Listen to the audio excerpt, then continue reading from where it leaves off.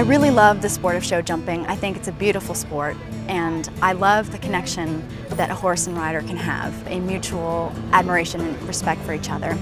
When you see a horse complete a course almost effortlessly, the reality is, it could have been 10 years of work for those 2 minutes. A lot of sweat equity, a lot of hard work went into that.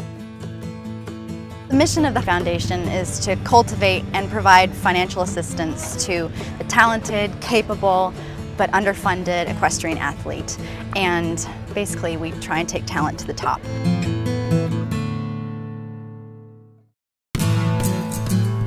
I started riding probably when I was 2 or 3, so it's just always been part of my life. 2 years ago, I made the United States team, and I went and represented the U.S. in Europe. I did Nations Cups over there, so that was a big goal for me and a big moment. What you see at the actual horse show is the least of the work. You have to match the right horse and rider, and it's hard to do. It's hard to find those winning combinations.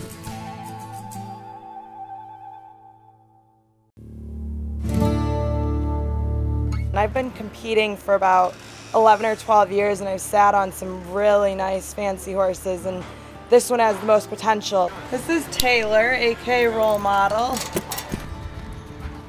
She's a sweetheart. She is one of the most willing horses.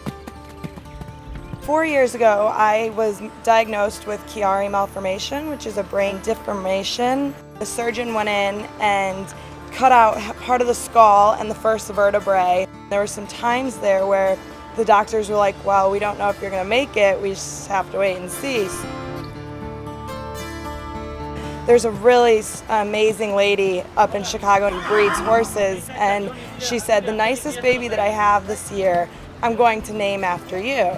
So she named this chestnut filly Taylor. She's 4 right now, but I think she could maybe be an Olympic horse or a very famous horse one day.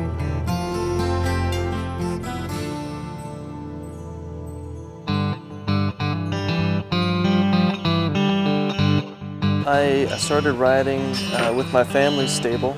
It was a part of life. I'd get off the school bus and go tack up my pony and join in one of the lessons that was going on. I'm working for Joe Fargis now, 2-time Olympian and multiple medal winner. Not just a one-hit wonder, he has been successful on several horses. The number one thing I've learned is the horse comes first. It's all about building and creating the trust and just developing, not skipping any steps. It's impossible to do this sport in a nice way all by yourself. It's all about help and having support. It's hard for them to compete against people with strings of horses who have been competing with sponsors for a very long time. We are giving people a leg up. We reimburse riders' competition and training expenses, and such expenses include vet bills, farrier bills, horse show entry fees. Everything is so expensive, so anything like this that can help somebody realize their dreams that maybe doesn't have the funds to do it is great. The foundation would help me because it would allow me to bring up more of the young horses for the future, because the future is always quicker than we think. It's a big goal to say I want to be world champion or an Olympic champion, but I certainly want to go in that direction. I want to just sit on as many horses as I can.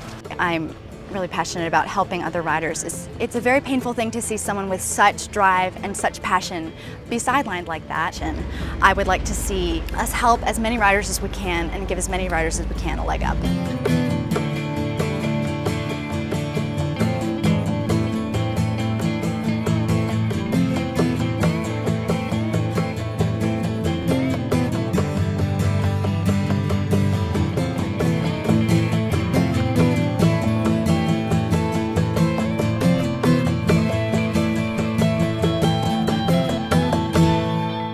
Okay, that's as good as it's gonna get.